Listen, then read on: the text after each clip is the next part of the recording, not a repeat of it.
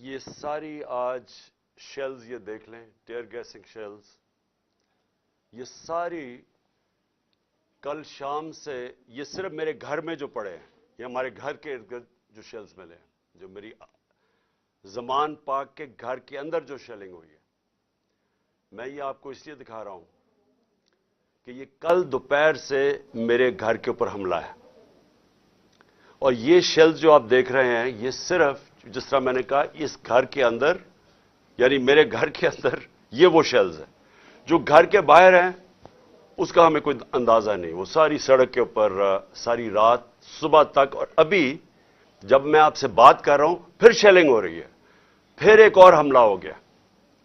تو میں اپنی قوم کے سامنے ایک سوال رکھنا چاہتا ہوں کہ یہ کون سا میں نے اتنا بڑا جرم کیا تھا کہ میرے گھر کے اوپر حملہ، کبھی کسی پولیٹیکل لیڈر کے گھر کے اوپر اس طرح شیلنگ نہیں ہوئی، اور وہاں عورتیں تھیں، ہمارے نوجوان تھے، ان کے اوپر جس طرح اٹیک کیا گیا، اس کی کوئی تو کیا وجہ تھی؟ میرا جرم کیا تھا؟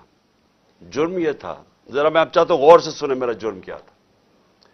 ایک کیس لگا ہوتا ہے توشہ خانہ کا، جو توشہ خانہ کا کیس میرے اوپر ایک الزام لگایا گیا، اور شکر ہے اللہ کا کہ وہ الحق ہے، وہ توشہ خانہ کا سب کے سامنے اب ریکارڈ آ گیا۔ میں چیلنج کرتا ہوں کہ جب یہ کیس سنا جائے گا، اگر کسی نے ساری چیزیں جائز طریقے سے، یعنی جائز طریقے سے، توشہ خانہ کا مطلب ہوتا ہے کہ جو آپ پریزنٹ آپ کو جب گفٹس ملتی ہیں تو ان میں سے جو آپ رکھنا چاہتے ہیں ایک قیمت ادا کر کے لے لیتے ہیں، وہ آپ کی پراپرٹی بن جاتی ہے، یہ توشہ خانہ ہے، اور یہ 70 سال سے یہی ہے۔ اور یہ جو کہتے ہیں کہ وہ اچھا جی وہ آپ کو کوئی بڑا تحفہ ملا تھا، اسٹیٹ گفٹ، جو آپ چیز خریدتے نہیں ہیں توشہ خانہ کی، وہ آکشن ہو جاتی ہیں، وہ کوئی عجائب گھر میں نہیں رکھی جاتی۔ تو میرے اوپر پورا انہوں نے میڈیا ٹرائل چلوایا، اسی کے اوپر کیس کر دیے، اور اب اللہ کا کرم ہے کہ ان ساری چیزیں ان کی سامنے آ گئی ہیں، اور ابھی آپ کو پتہ چلے گا جب وہ دیکھیں گے کہ انہوں نے چوری کی ہے توشہ خانہ سے، اور انشاءاللہ وہ سامنے آ جائے گا۔ اب توشہ خانہ کا کیس لگا F8 کی کچہری میں۔ F8 کی کچہری میں 2 دفعہ بم دھماکے ہو چکے ہیں، وہ اس کو آپ کی جو سیکیورٹی ہے وہ پروٹیکٹ ہی نہیں کر سکتی۔ وہ جگہ ایسی ہے کہ وہاں وکیل بھی شہید ہوئے، وہاں ججز بھی شہید ہوئے، ادھر ہی جب 2 دفعہ دہشت گردی ہوئی، تو جب وہاں اس کو پروٹیکٹ کر ہی نہیں سکتے، اور خود انٹیریئر منسٹر کہہ رہا ہے کہ میری جان خطرے میں ہے، انٹیریئر منسٹری کہہ رہی ہے کہ میری جان کو خطرہ ہے، ایک میرے اوپر حملہ ہو چکا ہے۔ مجھے پتا ہے کہ جو لوگ آج بیٹھے ہوئے ہیں یہ اقتدار میں، جو شہباز شریف اور رانا ثناء اللہ، یہی انہوں نے ہی پہلا میرے اوپر کیا تھا، اور ایک اور ایجنسیز کے آدمی نے، اب وہی پاور میں بیٹھے ہیں، خطرہ ان سے ہے۔ تو میں ایک چیز مانگی کہ مجھے سیکیورٹی دیں ادھر جانے کے لیے، اور اگر سیکیورٹی نہیں دے سکتے تو میرا ادھر کر دیں کیس جدھر مجھے سیکیورٹی ملتی ہے۔ جب سے میری ٹانگ ٹھیک ہوئی ہے، میں 2 دفعہ ایک لاہور ہائی کورٹ گیا اور ایک اسلام آباد، کوئی سیکیورٹی نہیں تھی، کوئی پروٹیکشن نہیں تھی۔ اور پھر میں واضح کر دوں کہ یہ ان پریسیڈنٹڈ ہے کہ ایک ایکس پرائم منسٹر کو قاتلانہ حملہ ہوتا ہے، اس کے بعد اس کو سیکیورٹی نہیں ملتی۔ اس کے لیے اس وجہ سے ہم نے عدالت میں گئے ہوئے ہیں کہ ہمیں سیکیورٹی دو، اور اس جج نے میرے اوپر وارنٹ نکال دیا۔ اب یہ وارنٹ کیا ہے؟ جس کے لیے پولیس آئی ہوئی تھی۔ میں یہ ذرا سارا آپ کو سمجھانا چاہتا ہوں کہ یہ جو ساری ابھی بھی شیلنگ ہو رہی ہے، یہ پولیس کا اور کوئی کام نہیں ہے، پوری فوج کی فوج آئی ہوئی ہے، رینجرز آئے ہوئے ہیں کہ اس طرح کوئی دہشت گرد یا زمان پاک میں بیٹھا ہوا ہے۔ وارنٹ صرف یہ تھے کہ آپ کو پولیس عدالت میں پیش کرے، یہ ہے وارنٹ۔ جس عدالت میں اس لیے نہیں جا سکا کیونکہ سیکیورٹی کا ایشو تھا، عدالت نے پیش کرنا، یہ پولیس نے وہاں پیش کرنا تھا۔ رات کو جو پریزیڈنٹ ہیں لاہور ہائی کورٹ کے بار کے اشتیاق خان، انہوں نے شورٹی دے دی، ان کو میں نے آتھرائز کر دیا، انہوں نے شورٹی دی کہ وہ جو میرا اپیرنس ہے ہائی کورٹ میں وہ گارنٹی کرتے ہیں۔ 18 کو انہوں نے شورٹی دے دی میں ہائی کورٹ میں پریزنٹ ہوں گا۔ تو جب انہوں نے شورٹی دے دی تو وہ پولیس آفیسر جو مجھے اریسٹ کرنے آیا تھا اس کو شیورٹی مل جاتی، وہ کیس اس کو انتظار کرنا چاہیے. تو میں نے فیصلہ کر لیا کہ میں عدالت جا رہا ہوں، اس لیے تو وہ آیا تھا مجھے اریسٹ کرنے. اور یہ قانون ہے، یہ جو کوڈ آف کرمنل سی سی پی جسے کہتے ہیں کہ کوڈ فار کرمنل CRPC جو کوڈ ہوتی ہے جو جس کے تحت یہ قانون بنا ہوا ہے، اس کا سیکشن 75 کہتا ہے کہ یہ اگر کر دیں تو پولیس آپ کو اریسٹ نہیں کرتی. تو وہ رات لے کے پھر رہا اشتہا خان یہ اب شیورٹی، اور پولیس والا ہی نہیں مل رہا. وہ کیوں نہیں مل رہا؟ کیونکہ انہوں نے فیصلہ کیا ہوا تھا میرے اوپر یہ اٹیک کرنے کا. اب یہ میں آپ کو دکھا رہا ہوں کہ یہ صرف شیلز نہیں ہیں، یہ گولیاں آپ کے سامنے ہیں. یہ گولیاں چلائی انہوں نے یہاں. یہ گولیاں چلانے والے ایک آدمی کو عدالت میں پیش کرنے کے لیے نہیں آتے. ان کے عزائم، یہ جو اوپر سارے بیٹھے ہوئے ہیں جنہوں نے پہلے ہی مجھے قتل کرنے کی کوشش کی تھی، ان کے عزائم یہ نہیں تھے کہ عمران خان نے یہ عدالت میں، کہ وہ کہہ رہا ہے کہ میں پہنچوں گا، اس کے باوجود یہ حملہ کر رہا ہے اور ابھی تک حملہ ہو رہا ہے. ان کا مقصد کچھ اور ہے. لندن کے اندر پلان بنا، وعدے کیے گئے نواز شریف سے. وعدہ یہ کیا گیا کہ اگر ہمیں بیک کریں گے تو میں آپ کو یہ کر کے دوں گا، جس میں عمران خان کو جیل میں ڈالوں گا، PTI کو ختم کروں گا، نواز شریف کو سارے کیسز ختم کروں گا. یہ پلان تھا پورا.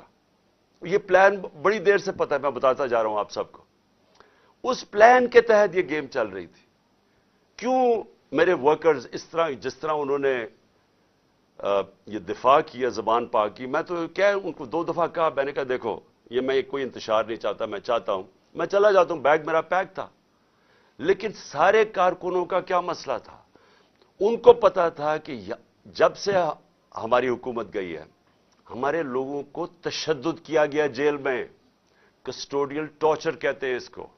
جیل کے اندر تشدد کیا گیا. اعظم سواتی، شہباز گل، ہمیں پتا ہے ارشد شریف سے کیا ہوا، ہمیں پتا ہے سوشل میڈیا کے لڑکوں سے کیا ہوا، اور ہمیں پتا ہے کہ وہ درویش، وہ جو اسپیشل انسان تھا جس کے پاس پیار کے علاوہ کچھ تھا ہی نہیں، ذل شاہ سے کس طرح انہوں نے اٹھایا اور اسے تشدد کر کے قتل کر کے سڑک پہ پھینک گئے. تو وہ سارے فکر کر رہے تھے کہ دیکھیں اگر انہوں نے یہ آپ سے لے گئے ایک دفعہ آپ کو، تو یہ آپ سے بھی یہ کریں گے. اس لیے انہوں نے رات سے وہ مقابلہ کر رہے ہیں ان کا، صرف اس وجہ سے. سو میں آج یہ پوچھنا چاہتا ہوں، میں وہ جو اپنے آپ کو نیوٹرل کہتے ہیں ان سے پوچھنا چاہتا ہوں کہ مجھے یہ بتائیں کہ رینجرز کو بھیجنے کا کیا کام تھا؟ میرے دیوار کے اوپر رینجرز چڑھ رہے تھے، اندر آنے لگے تھے. یہ میں کون سا جرم کیا کہ رینجرز کو یہاں اٹیک کروایا میرے اوپر؟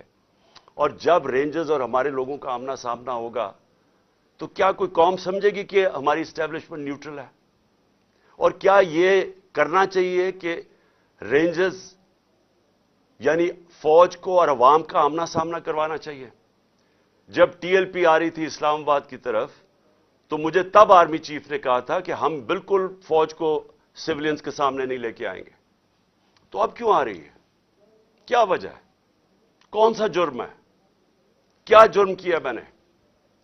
اور کیا وجہ ہے کہ اس طرح کی بے دردی سے، جس طرح کا ابھی تک سب کو یہ جو شیلز مارے گئے ہیں، گولیاں چلائی گئی ہیں، یعنی یہ کیا جمہوریت ہے؟ کیا ہم نے کبھی ہمارے 3.5 سال میں کبھی کسی کے اوپر 3 لانگ مارچز تھیں، پروٹیسٹ تھے، کیا ہم نے کبھی کسی کے اوپر یہ کیا؟ تو یہ کیا وجہ ہے؟ اس کے پیچھے کیا ہے؟ ہم سب سوال پوچھ رہے ہیں، ہم سب حیران ہیں کہ اس سب کا مقصد کیا ہے؟ چاہتے کیا ہے؟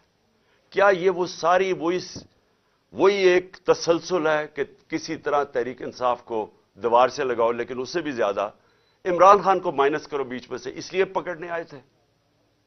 اور دیکھیں، میں آج اپنی ساری قوم کے سامنے کہہ رہا ہوں کہ دیکھیں میں نے پوری کوشش کی ہے جب سے میری گورنمنٹ گرائی گئی ہے کہ کوئی میری وجہ سے اس ملک میں انتشار نہ ہو. ہم نے سارے پرامن 70 جلسے کیے، سب پرامن. جب کوئی انتشار کا وقت آتا تھا، جب انہوں نے اسی طرح ہمارے اوپر ظلم کیا 25 مئی کو پچھلے سال، میں نے کینسل کیا، میں نے اس کو ختم کر دیا دھرنے کو، کیونکہ مجھے ڈر تھا کہ اب انتشار کی طرف جا رہا ہے۔ اس کے بعد 26 نومبر لاکھوں لوگ جمع تھے وہاں اس وقت پنڈی میں۔ ہمارا پلان تھا اسلام آباد میں جا کے دھرنا دینا، لیکن جب میں نے ماحول دیکھا جو انہوں نے پولیس جمع 30,000 پولیس جمع کی ہوئی تھی، تو مجھے پتا تھا پھر یہ تو جان کے چاہ رہے کوئی کلیش ہو، تو میں نے وہ کینسل کر دیا۔ ہم نے 8 مارچ کو ایک پرمیشن لی ہوئی تھی، انہوں نے ہمیں شام کو پولیس نے پرمیشن دی تھی کہ اپنی الیکشن ریلی جو ہم نے اپنی 30 اپریل کی الیکشن کے لیے کرنی تھی، پرمیشن ملی ہوئی تھی، روٹ اپرووڈ تھا۔ صبح لوگ آ رہے ہیں اور دیکھ رہے ہیں پولیس کھڑی ہوئی ہے اور پولیس کے جتھے کھڑے ہوئے ہیں اور لوگ ریلی کے لیے آ رہے ہیں، اور ایک دم پتا چلتا ہے کہ دفعہ 144 لگا دی جاتی ہے۔ کس وجہ سے؟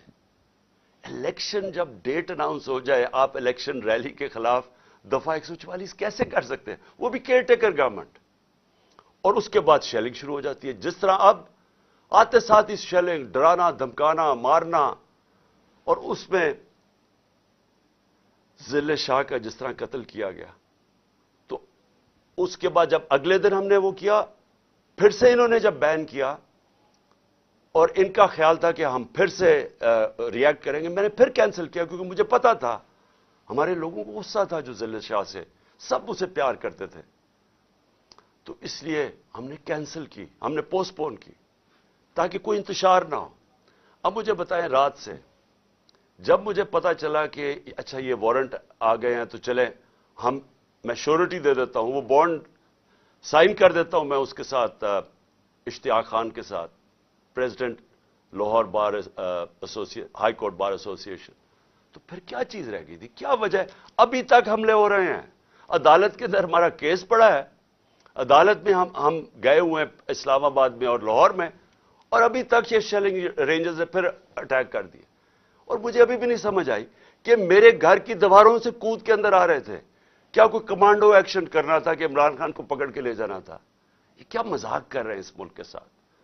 اور میں آخر میں افسوس سے کہنا چاہتا ہوں کہ دیکھیں یہ ملک کو ادھر آپ لے کے جا رہے ہیں، اور جو بھی اس وقت پاور میں بیٹھے ہیں، میں آپ کو یہ بتا دوں کہ ملک کو ادھر لے کے جا رہے ہیں کہ یہ میرے ہاتھ سے بھی چیز نکل جائے گی۔ اب یہ جو لڑکوں نے، یہ تھوڑے سے تھے، جس طرح انہوں نے وہاں کھڑا ہو کے ٹیئر گیسنگ سب کے باوجود، اتنی بھاری پولیس کی نفری اس کے سامنے کھڑے ہوئے ہیں، صرف اس خوف سے کہ چیئرمین کو اٹھا کے لے جا کے یہ پھر جیلوں میں تشدد کریں گے، اور خوف یہ ہے کہ انہوں نے قتل کرنے کی کوشش کی تھی اور یہی اب جیل میں لے کے جا رہے ہیں۔ کسی کو اعتماد نہیں ہے ان مجرموں کو، یہ جرائم پیشہ لوگ ہیں، کسی کو ان کے اوپر اعتماد نہیں ہے۔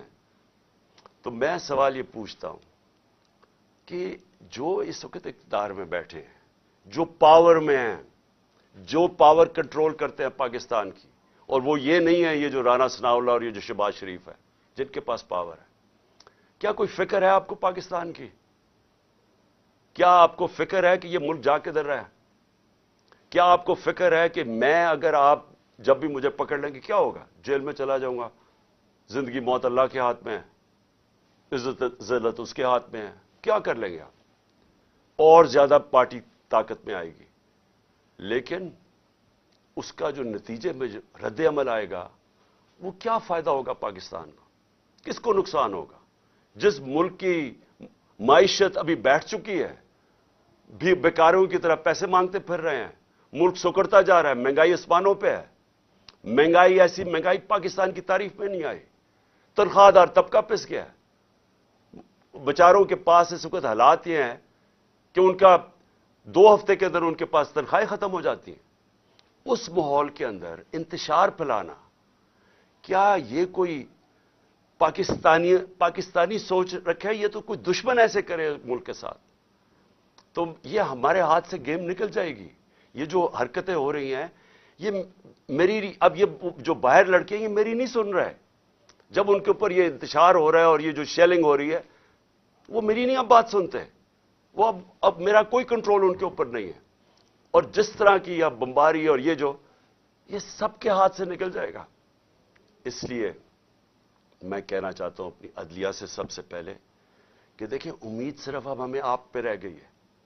یہ جرائم پیشہ لوگ جو گورنمنٹ میں بیٹھے ہیں یہ تو کوشش کر رہے ہیں کہ 80 کیسز کر دیے ہیں, یہ تو کیسز بڑھتے جائیں گے. یہ تو کوئی کبھی ایک عدالت کبھی دوسری عدالت, ان کی تو کوشش ہے کہ میں الیکشن نہ لڑوں, یا میں کسی جیل میں چلا جاؤں, اور یا سارا وقت الجھا رہا ہوں کیسز میں کہ کبھی ایک وارنٹ نکل رہا ہے. تو ہمیں تو صرف امید عدلیہ سے ہے, اور دوسری ہم امید لگا رہے ہیں اپنی جو اسٹیبلشمنٹ ہے اس ملک کی کہ کیا آپ کا انٹرسٹ پاکستان میں ہے یا نہیں ہے. تو یہ جو تماشا ہو رہا ہے اس کو بند کریں, ملک کا سوچیں. یہ جو بھی پلان ہے لنڈن کا اس کے اوپر نہ کام کریں. یہ ملک تباہی کی طرف جا رہا ہے, اور میری اپیل ہے آپ سب سے کہ اب اس ملک کا سوچیں. آپ جن کا جینا مرنا اس ملک میں ہے, ہمارے تو کوئی باہر نہیں جانا, میں تو کوئی لنڈن نہیں جانا جس طرح یہ سارا ٹبر اٹھ کے چلا جاتا ہے, یا دوسرا اٹھ کے وہ باہر چلا جاتا ہے. ان کی تو باہر پراپرٹیز اربوں ڈالر ہیں, ہمارا تو جینا مرنا یہاں ہے. تو میرا اکیلے کو فکر نہیں کرنا چاہیے, ہر اس پاکستانی کو اس ملک کا سوچنا چاہیے جو اٹھ کے لنڈن نہیں چلا جائے گا, جس کے باہر ڈالرز نہیں پڑے ہوئے. ان سب کو سوچنا چاہیے کہ ملک جا کس طرف رہا ہے. اور اپنی عوام کو آخر میں آپ کو کہنا چاہتا ہوں, میں پھر سے آپ کو کہنا چاہتا ہوں, میں پکڑا جاؤں, جیل میں بھی چلا جاؤں, جو بھی مجھے ہو جائے, آپ نے یہ جو حقیقی آزادی کی ہماری تحریک ہے, آپ نے سب نے اس میں شرکت کرنی ہے, کیونکہ غلام قوم کا کوئی مستقبل نہیں ہوتا. یہ جو ایک چھوٹا سا طبقہ اوپر حاوی ہوا ہے, قانون کے وہ اوپر بیٹھا ہے, ہر قسم کا ظلم کرتا ہے لوگوں پہ, خوف کے اوپر ملک چلاتا ہے, سارے ملک کے وسائل کے اوپر قبضہ کر کے بیٹھا ہوا ہے, یہاں سے پیسہ چوری کرتا ہے, ہنڈی والے سے باہر بھجوا دیتا ہے. ملک کا ساری چوری کا پیسہ آج ان کے بڑے بڑے بینک اکاؤنٹس اور لنڈن اور باہر مغربی کیپٹلز میں ان کا پیسہ پڑا ہے. صرف دبئی کے اندر 20,000 پاکستانیوں نے, یہ ابھی بلومبرگ کی رپورٹ ہے, 20,000 پاکستانیوں کا دبئی میں $10.4 ارب پڑا ہوا ہے. تو ملک کیسے آگے جا سکتا ہے اگر یہ ان لوگوں کے ہاتھ میں ملک رہے گا. اس لیے میں قوم کو آج کہہ رہا ہوں کہ آپ نے پوری طرح اس حقیقی آزادی کی جہاد میں شرکت کرنی ہے. پاکستان زندہ باد.